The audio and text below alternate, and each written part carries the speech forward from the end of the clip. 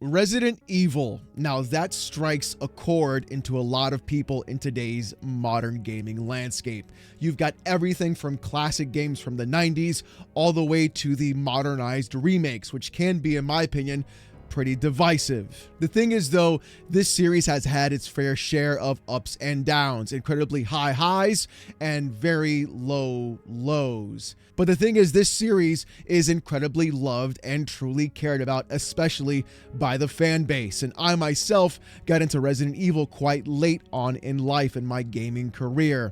I never really played it on the PS1, even though I have the original disc cases right behind me. But about 6 or 8 years or so ago, I went ahead and decided to take the plunge. I played everything from Resident Evil 1 on the original PlayStation 1 all the way up to Resident Evil 5. I got about 10 to 15 minutes into Resident Evil 6 and completely deleted the game afterwards, and then decided to take a break from RE altogether. I then went back and played the remake of RE1 and then the remakes of 2 and 3.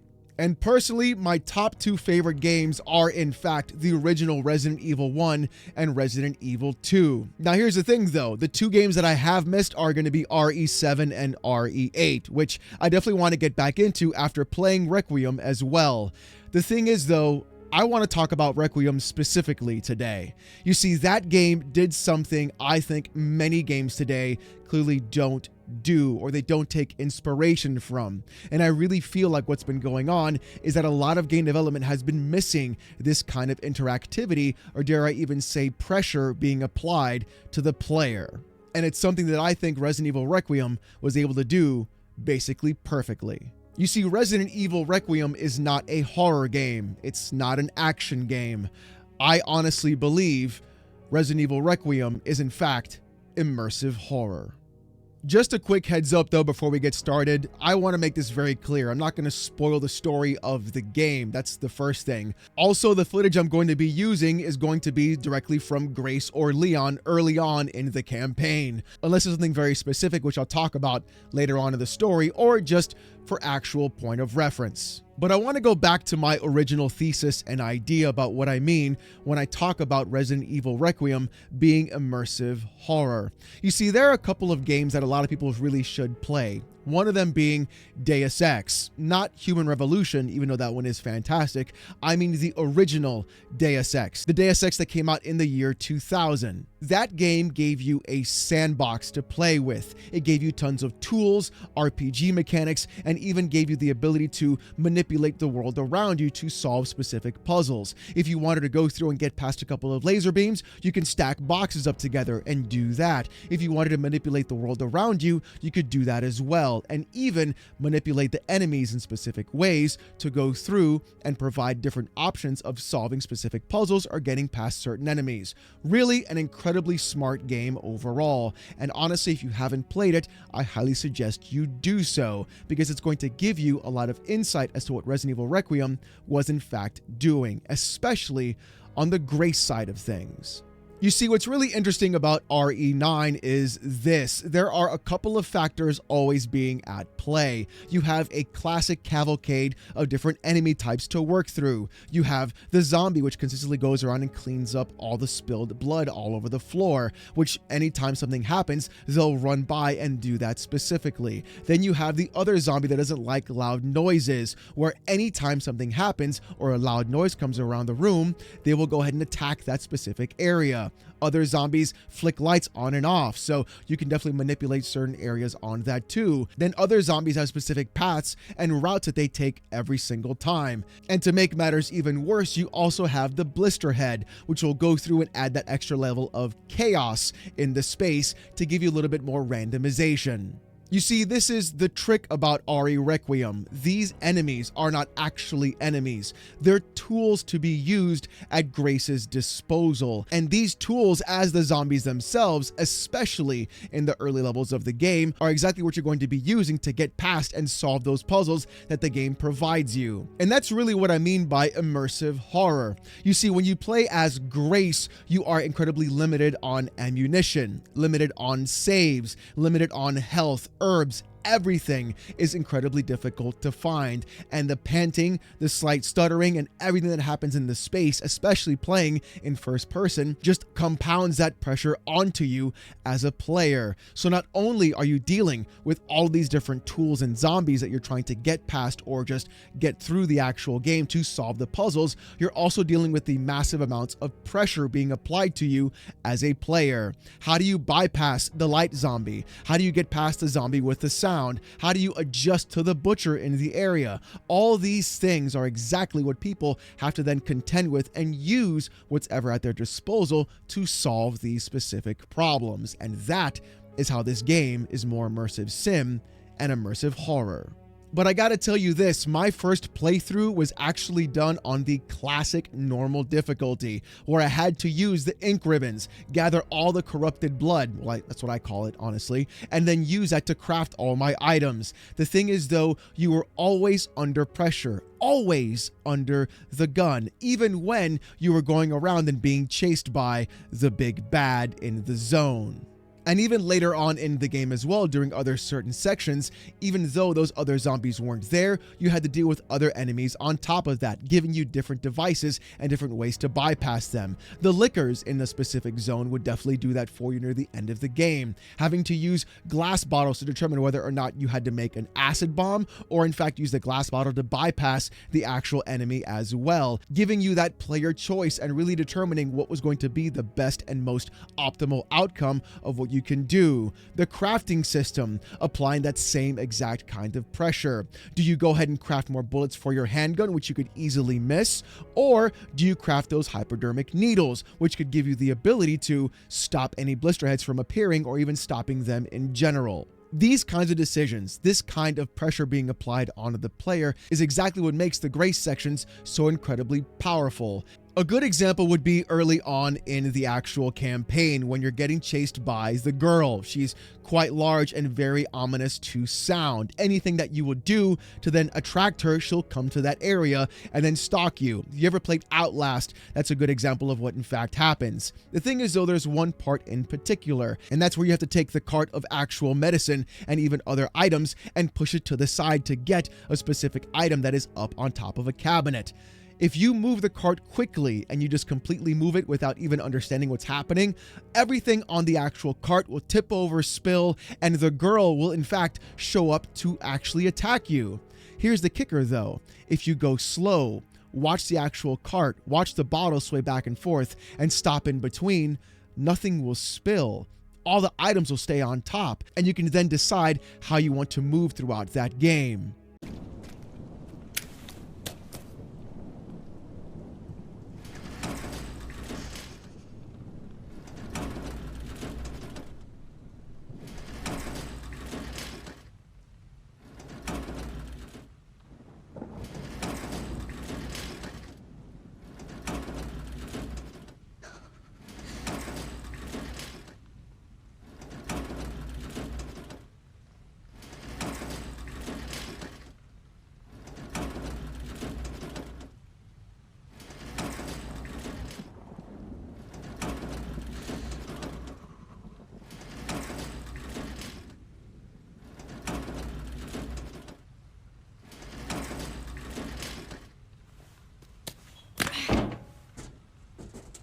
The game itself can apply all kinds of different pressure upon you. Go too fast, it'll add even more pressure, applying any sort of enemy on top of you. Go too slow, it'll also apply pressure on you as well, making sure you don't make a mistake and you're applying the pressure onto yourself as an actual player, trying not to make noise, trying to sneak things around, trying to get past all these other enemies, and using every other zombie as that tool. You can use the zombie that doesn't like noise and throw a bottle at another zombie, have him attack that one, and then they all fight each other, basically just clearing out any room that you'd like to. Recognizing specific patterns and pathways of other zombies as well, and using that to your advantage. It really is almost like playing Splinter Cell, actually, but just in a more horrified way on top of that, with a mixture of that immersive sim category. It really was kind of interesting to see that I can get to play this horror game and truly feel actual horror and pressure being applied to me while playing, but also at the same time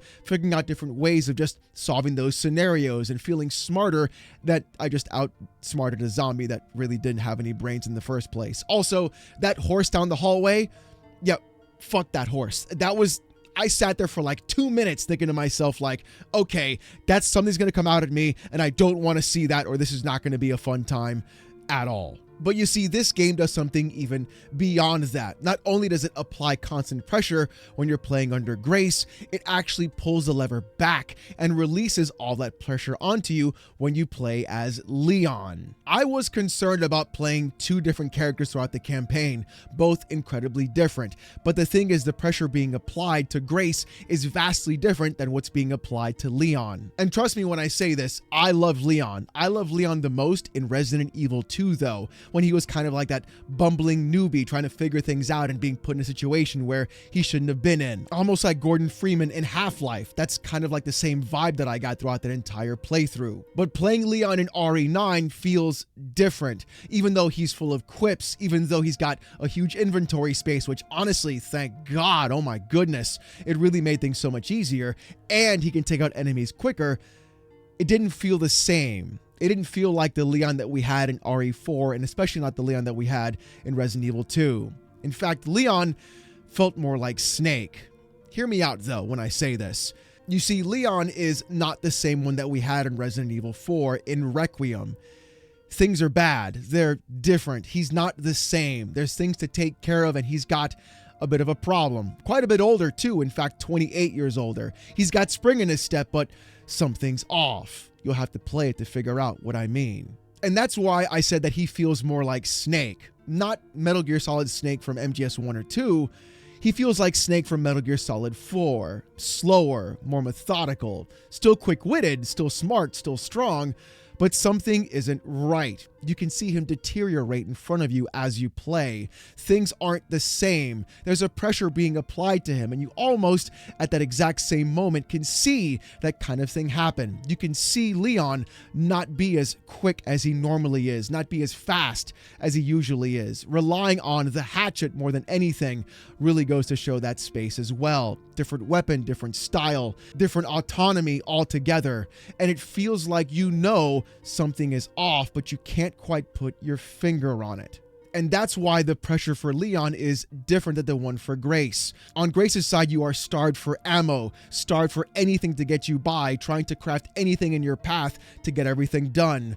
On Leon's side, you're not starved for ammo. Well, not the majority of the time, unless you're really missing quite a few shots and you're not using your hatchet properly. But what you're starved for instead is wanting him to be what he was before. You want to blaze through. You want that action. You want to mow every zombie down, but you can't.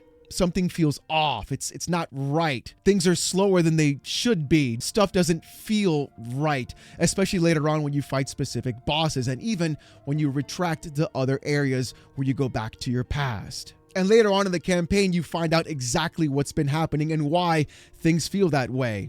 The grunting, the huffing, the certain sections of not being able to move certain objects out of your way as quickly as you were back when you were younger. And that pressure is vastly different. It's almost like watching one of your favorite heroes just collapse in front of you and you have no way of trying to fix it or even wanting them to get up. And through it all, you still try your best. You put your faith in Leon. You try to push him even further, trying to get past all the enemies, all the bad guys, all the zombies, every other obstacle in your way, and he does it, but at a price. And that's a completely different type of pressure. It's not pressure being placed onto you as a player. It's the pressure you're applying onto Leon as to what kind of character he should be and how he should be reacting and moving in this game. You see, that's the beautiful part of Resident Evil Requiem and why I feel this is one of the best Resident Evil games, honestly, ever made. You see, when you play the game, it's designed specifically to push you in a direction with grace, put you all the way to the brink, and then relieve that pressure with Leon. Yet at the same time, you're trying to get into your groove, trying to find a way to figure out how to get as far as possible with Leon and clear out every enemy that you can. And the moment you get right into that groove with Leon, they pull you away. They snatch it out of your hands at that very exact timing when you could have really gone even further. It's stripped from you and you can't go back.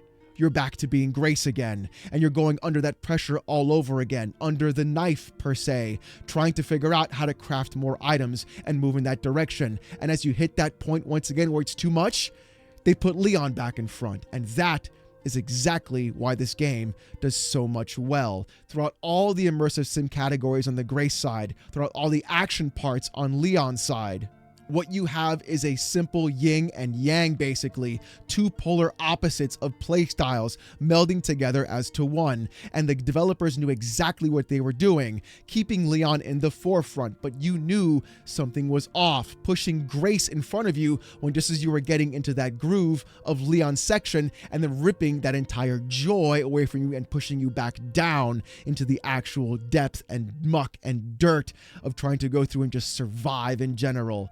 That is what makes Resident Evil 9 so incredibly captivating for me as a player.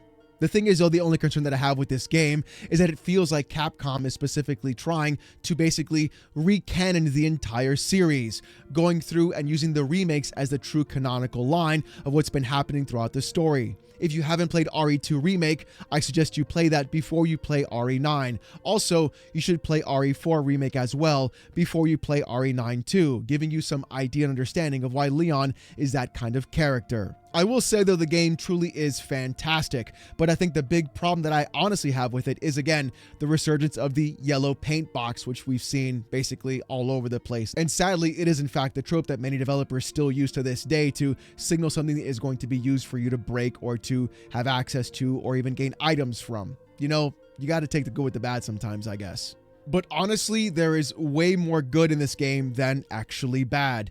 Being able to do all these cool things, have multiple playthroughs, use the actual point system to go through and gain items or even then other weapons, and on top of that even skins as well, really has more of a flair of trying to beat the game over and over again, more so than just spending money on microtransactions, which we've seen happen consistently with so many other games in the industry. I feel like RE9 has personally nailed exactly why everybody loves horror games, not only from the action perspective, but also from the pure pressure and horror perspective on its own, and giving people the ability to have more of an immersive sim playthrough and provide different ways of manipulating their space inside of the game and what they can do truly provides a better tool set for players to enjoy and experiment with. And I think that is exactly what everybody's been looking for. I truly think Capcom has hit it out of the park with this one, and even for Resident Evil 9 and RE fans, this is exactly what people have been looking for, in my opinion, for a Resident Evil game. Blending and mixing the action and the horror, the pressure and the release of everything coming together in one, almost dare I say, perfect DNA double helix harmony. Resident Evil 9 is not perfect. It's not the best, but it damn well is up there with some of the best horror games I've honestly ever played. Do yourself the favor, give the game a shot. You might really enjoy a lot of specific horror that comes around your way, or even at the same time, enjoy the pressure the game gives you. Oh, and don't forget, even your enemies can be used as tools against each other. But you know, I want to hear what you guys got to say about this in the comments section down below. Have you played RE9? Do you agree with me? Do you disagree with me? Or do you have a different perspective as well? I want to hear what you guys got to say. If you want to see more of this kind of content though, more gaming essays, and even just reaction content, and possibly even daily live streams, subscribe. We're going to be doing more stuff here as well, so I hope you stick around. Have a great one, y'all. Peace.